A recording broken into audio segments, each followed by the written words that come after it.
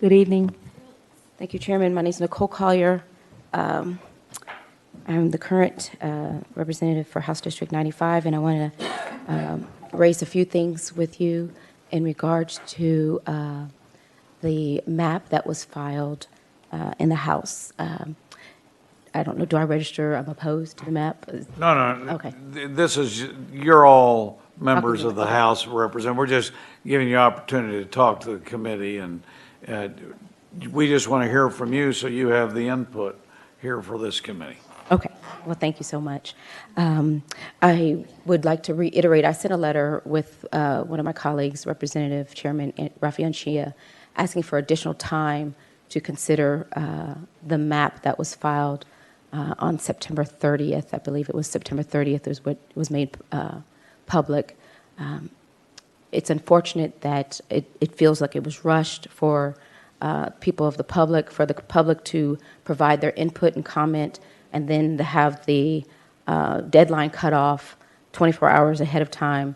I know for me personally, trying to get residents of House District 95 to participate was challenging because it was mostly the weekend where I was trying to get them up to speed about what's going on and to share the map with them.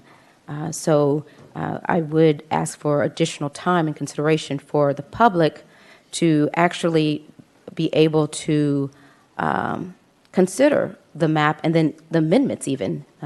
There's been several amendments, over 30 amendments filed, and they have not had the opportunity to provide input or comment since they're committee amendments. So that's one of the concerns that I have, is being able to adequately discuss and being able to share concerns. I don't believe that the public has provided that, been provided that. So on to the map, as the one that is before us right now, not the amendments, but this is some of the comments that I have on that. In the last 10 years, people of color, Black, Hispanic, and Asian, collectively people of color, have driven 95% of the growth in Texas, to the point where there's pretty much almost parity, virtual parity, between Anglo voters and voters of color in the state. Rather than move to some semblance of parity between Anglo and people of color districts to accurately reflect the population of growth over the past 10 years, the proposed map creates fewer people of color majority districts and makes it harder for people of color to have the opportunity to elect candidates of their choice.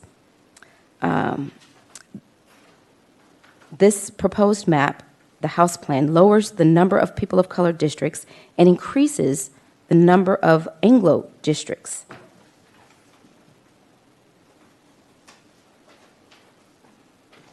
More specifically, the number of majority Black CVAP, Citizen Voting Age Population districts, will decrease from what would have been 7 districts under the current plan to 4 districts in the proposed plan. Under the current plan, districts 22, 109, 110, 111, 131, 146, and 141, there would have been 7 majority Black districts, CVAP districts, and those would have been the ones. But under this plan, there would only be 4 Black CVAP districts. That's 109, 111, 141, and 146.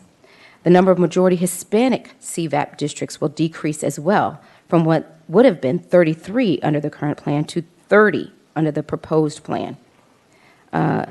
Texas gained nearly 11 Hispanic residents for every additional Anglo resident. Because communities of color, people of color, accounted for 95% of the state's growth over the past 10 years, under any new proposal, people of color should constitute a majority in more districts, not fewer. One of the things that I noticed in the map that was proposed is that there is quite a bit of packing Packing is when you put the voters of a group unnecessarily in a district when that group already has electoral success. So we saw a lot of packing going on, and so let me transition into the Tarrant County map. And I'll give you a House District 95, for example. House District 95 is considered a minority opportunity district. Their black voting age population is above the 40%, nearly 49% for the CVAP number, 49.1. Under this proposal, it would be increased by packing additional black voters into House District 95. That is a tactic that is used to help other districts, and specifically it helps House District, I believe it's 96, where you take the black people out of that district and you pack them into House District 95, and it dilutes their influence and voice in House District 96 when you pack them into a district that already has elected the candidate of their choice, a minority opportunity district where they have already elected a candidate of their choice. So in the proposal, there is an amendment that is filed by Chair Turner. It is Amendment 2121, I believe. It's the Tarrant County Amendment.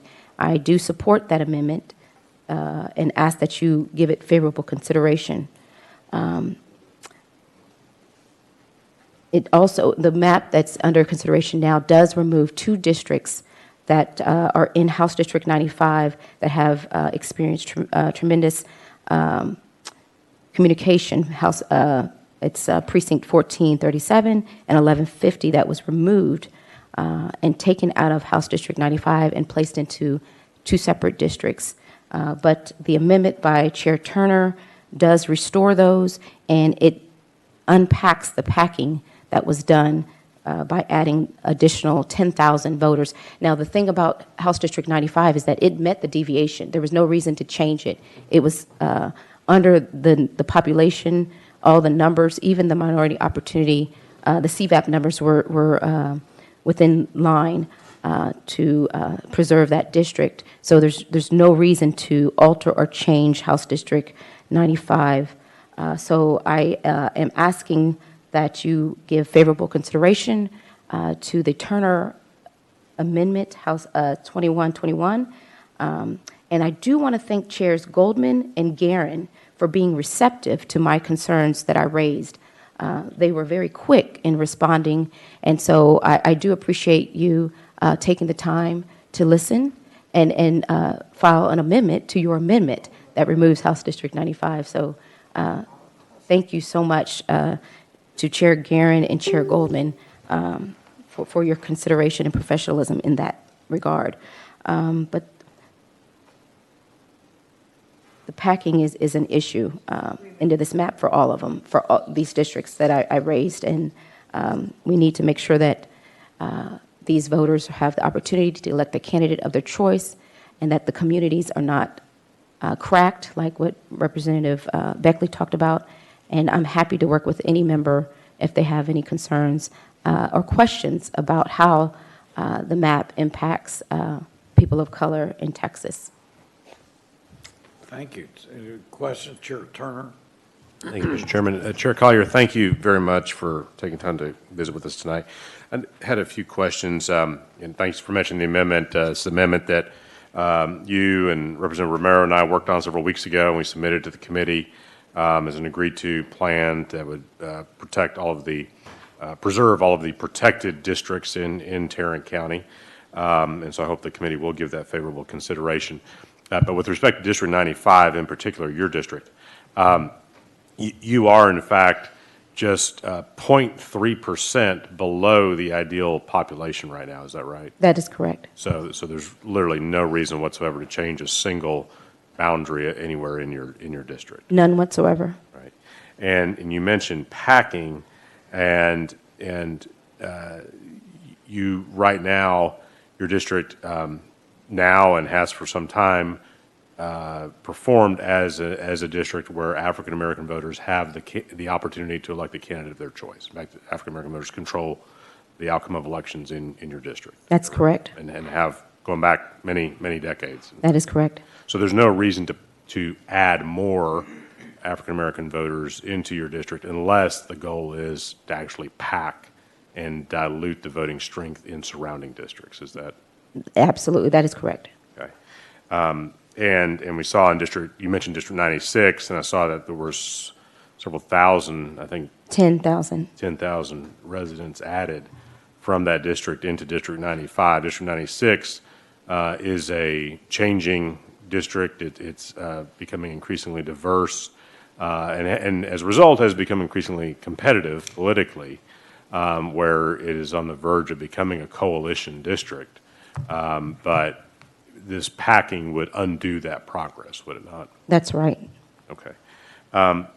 And speaking of packing, just looking at the deviations in House Bill 1, so if House Bill 1 as filed is before us now, District 95 is at now plus 4.81 deviation, so nearly to the maximum deviation of 5%. Absolutely. And so it's really two precincts that really send it over. Yeah. But on the other end of the spectrum, District 98, which is one of the most Republican districts certainly in the county, probably in the entire state of Texas, is at a negative deviation of 4.89%.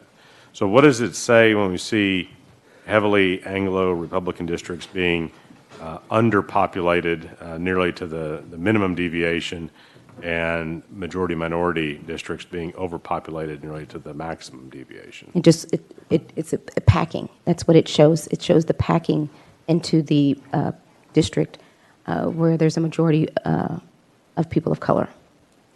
And then lastly, shifting gears just slightly, amongst your other duties, you also serve as chair of the Texas Legislative Black Caucus, is that right? That is correct. Right. And in your role as TLBC chair, have you been approached or been afforded the opportunity to provide an expert witness to testify before the redistricting committee to share insights on the redistricting process? We have offered, but that offer has not been taken up. Okay, thank you. Any other questions, members? Thank you, Chairman. Thank you. Representative Stuckey?